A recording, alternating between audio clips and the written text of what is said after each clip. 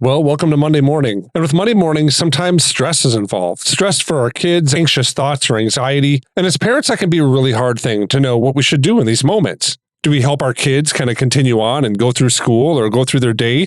Or do we pull them back and have a conversation? Gauging that in the right time, in the right moment, is really an important part of what it means to be an active, involved, listening, engaged parent. And today on the Celebrate Kids podcast, in our daily segment, Facing the Dark, Dr. Kathy's going to give us some insight to give us courage and confidence that we can face dark times, especially dark times when our kids experience anxiety or fear. So let's turn now to Dr. Kathy Koch. Don't be afraid of the dark. Be careful with stars. Not every light is gonna guide you, baby. Not every light is gonna guide you. So Dr. Kathy, children with mild to moderate anxiety are likely to be better off attending school because long periods of absence can make symptoms worse. That's something that the chief medical officer for the country of England is saying. He's encouraging parents that when their kids show signs of anxiety to kind of push them along to school. You know, there are a lot of kids who are probably experiencing anxiety right now. I mean, school's going on, going back to class is happening. Monday morning, is kind of a natural time for us to have some anxiousness happening in our house. For some, we really haven't had a chance to kind of walk through those different stepping stones. Some of that because of maybe COVID or different public settings haven't been kind of presented for our kids to kind of overcome anxiety. What would you say to parents whose children are kind of anxious right now? Maybe it's about school or even attending Sunday school or other settings. What would you say to this kind of topic here? Well, first of all, let me say that this chief medical officer for England, I think he does make a legitimate point. If a child has mild or moderate or less than that light anxiety, if there is such a thing, it might be that staying home won't help. It might be harder than to go back the next day because you stayed home and you were safe and you were entertained and you felt good about it. So I can see some wisdom in that. But I also want to say to every parent that that's an individual decision that you make because you know your children and you know what's causing the anxiety. If the anxiety is being caused by a bully at school, staying home is different from if anxiety is being caused by, fill in the blank. If anxiety is being caused by testing, they can't stay home every day there's a test. They'll never get over the anxiety and they'll actually become more and more fearful and it'll become a bigger and bigger problem. So what do I think about parents who have kids who are anxious about school, Sunday school, and other settings? We listen to our children. We listen, we observe, we ask the right questions. We do one-on-one conversations, maybe when we're going for a walk or a drive or in the dark or, with a donut date, if you will. And, what's going on and what do you think is causing it? And what do you think would help? Some kids have really good ideas, but they're not asked for those ideas because we assume they don't know. Or if they would give us a suggestion and it is absolutely unrealistic and ridiculous, then we say, hey, wait a second, you're not that stupid to think that would work, and then we share with them what we do believe would be right and we put it in the right context. So conversations, observations, and observations, you got to do there. You got to be present.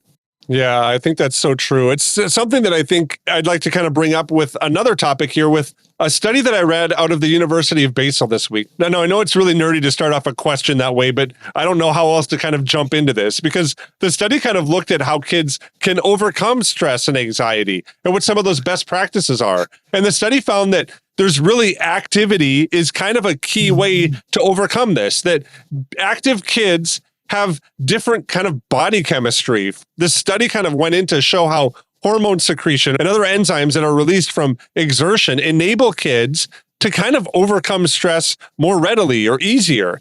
Are there other things that we can do at home rather than just maybe kind of putting our kids on a treadmill and say, all right, guys, we're going to get over your stress or anxiety. You got to get your, heart rate up. What else can we do to kind of help our kids kind of cope with stress or anxiety in these moments? I'm glad you're asking what else can we do because physical exertion is really helpful. So whether it's 10 jumping jacks before, the spelling words as a homeschool mom, or it's, running around outside, it's wrestling with dad on the floor. There is something to be said for physical activity.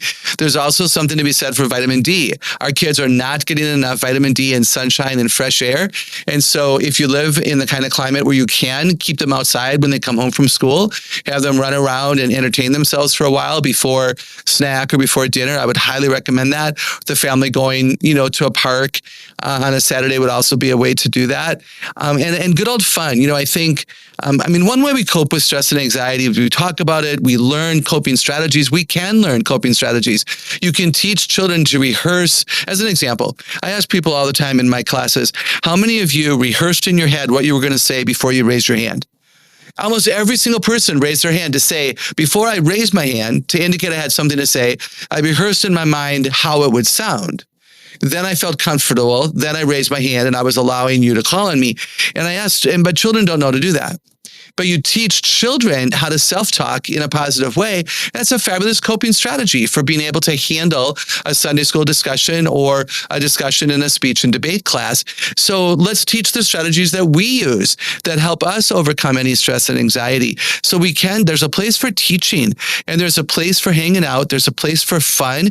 I think when kids have a chance to, play board games and play card games and, build houses of cards and see how many cards can you put without them before they fall down? Those kinds of things change us and endear us to each other and make it easier for kids to hang out with us. And that's just the bottom line, that you spend time with your kids. Yeah, I think that's so true. And it kind of leads to my final question here, because I think that sometimes the biggest fear for parents with stress and anxiety is that it's going to snowball into kind of depression or other issues.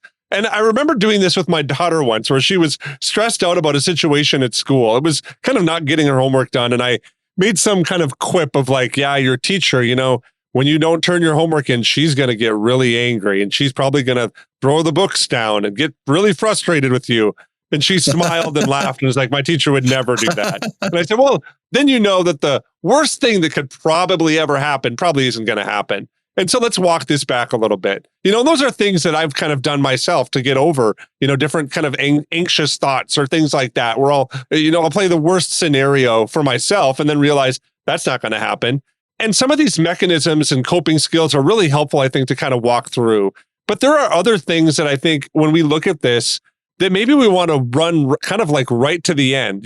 What if my kid actually does develop kind of a snowball of stress and anxiety and they end up needing professional help inside of depression or what have you? There's some things that I think as parents, we kind of say, well, I'm looking for another resource. I'm looking for another thing that I can try at home. And we kind of maybe, try to self-diagnose this or maybe like WebMD this to help our kids, when really maybe our kids need, some professional help. What are some good kind of things that we should be mindful of as parents to maybe telltale signs when they might need some professional help? And then what are some good practices to kind of walk our kids to that point of where, hey, it's okay, we just need some help from a counselor for a period of time here? What are your thoughts on that side of it? I'm glad you included this, because it's very important that our listeners understand that clinical anxiety is different from being anxious.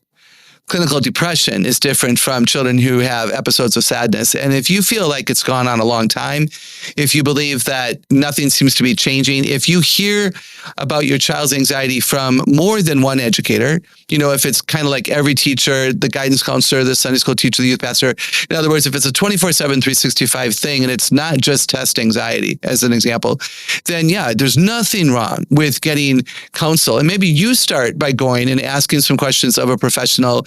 And because that might be a very smart thing to do, you certainly will want to know you maybe start with the physician. You start with your family doctor if you're going to the right kind of physician, family practice, and he or she asks some questions of the kids, and you maybe do a blood workup. There can be hormones that happen. There can be things that go wrong. Sometimes kids don't know they're not feeling well.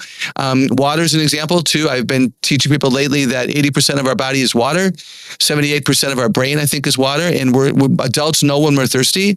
And so we drink and it helps. Kids don't know when they're thirsty. They don't know to drink a glass of water, but drinking a glass of water can help. And maybe that's the kind of insight you get from a doctor that you might not have known about. Nothing wrong with that at all. And I will say that if you choose medication, nothing wrong with that. No shame, no blame. We've got to get this out of the closet, if you will.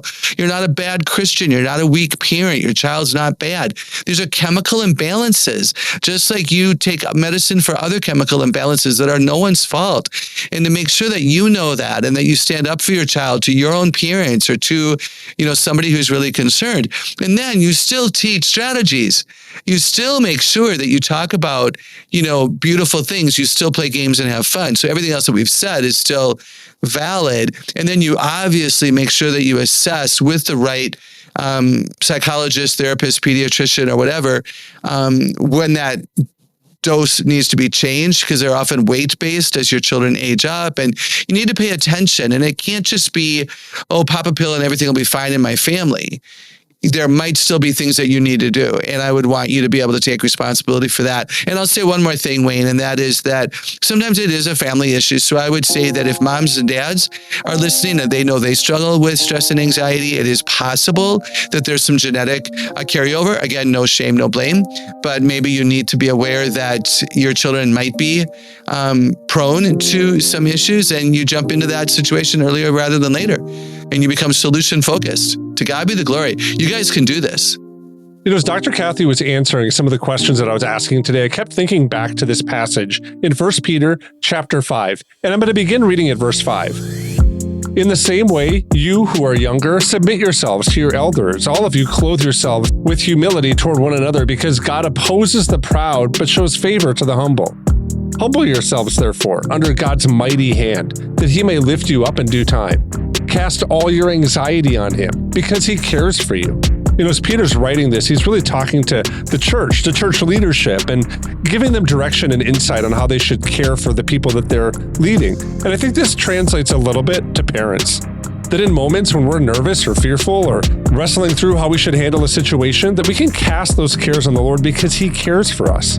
And I think doing that is step one, and then following some of the advice from Dr. Kathy, and then maybe seeking professional help when the times call for it. Well, those are things that can give us confidence and courage to face dark times and can be a bright light when we feel like there's none around. I want to thank you for listening to the Celebrate Kids podcast and our daily segment, Face in the Dark. On behalf of Dr. Kathy Koch, my name is Wayne Stender, and I want to say thanks for listening, and we're looking forward to spending the week with you here.